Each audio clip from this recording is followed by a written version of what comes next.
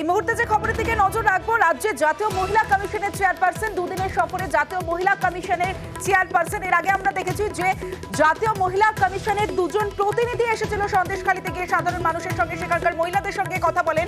এবার দুদিনের সফরে জাতীয় মহিলা কমিশনের চেয়ারপারসন। আরো বিস্তারিত জানাবে ভেঙ্কটেশ্বর লাহিড়ী রয়েছে আমার সঙ্গে। ভেঙ্কটেশ্বর, দেখো, ইতিমধ্যেই সন্দেশখালীতে জাতীয় মহিলা কমিশনের দুজন প্রতিনিধি তারা এসেছিলেন, গ্রামবাসীদের সঙ্গে কথা বলেছিলেন।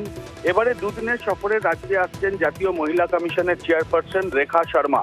এখনো পর্যন্ত আমরা যেটা জানতে পারছি যে আগামী 19 এবং 20 তারিখ দুদিন রাজ্যে তিনি থাকবেন এবং তিনি সন্দেশখালীতে যাবেন, সেখানে গ্রামবাসীদের সঙ্গে কথা বলবেন এবং মহিলাদের সঙ্গে যে অত্যাচারের যে অভিযোগ সামনে আসছে সেই বিষয়েও তিনি কথা বলবেন।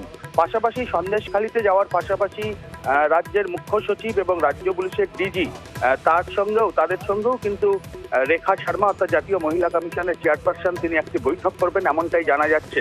এবং 19 তারিখ আগামী 19শে ফেব্রুয়ারি সন্দেশখালী যাবেন জাতীয় মহিলা কমিশনের চেয়ারপারসন রেখা শর্মা এবং 20 তারিখ নবান্নে রাজ্যের মুখ্য সচিব এবং রাজ্য পুলিশের ডিজি রাজীব কুমারের সঙ্গে তিনি বৈঠক করবেন এবং মূলত সন্দেশখালীকে নিয়েই তাদের এই বৈঠক এমনটাই জানা যাচ্ছে। সব মিলিয়ে বলা চলে যে এর আগেও আমরা দেখেছিলাম যে সন্দেশখালীতে সেখানে জাতীয় মহিলা কমিশনের দুজন প্রতিনিধি এসেছিলেন, গ্রামবাসীদের সঙ্গে কথা বলেছিলেন। এবারে একেবারে জাতীয় মহিলা কমিশনের চেয়ারপারসন তিনি নিজে আসছেন রাজ্যে এবং এখানে সন্দেশখালীতে যাওয়ার পাশাপাশি রাজ্য প্রশাসনের সঙ্গেও তিনি বৈঠক করে গোটা বিষয়টি তিনি জানার চেষ্টা করবেন যে কি ঘটনাটি ঘটেছিল সন্দেশখালীতে। বেশ।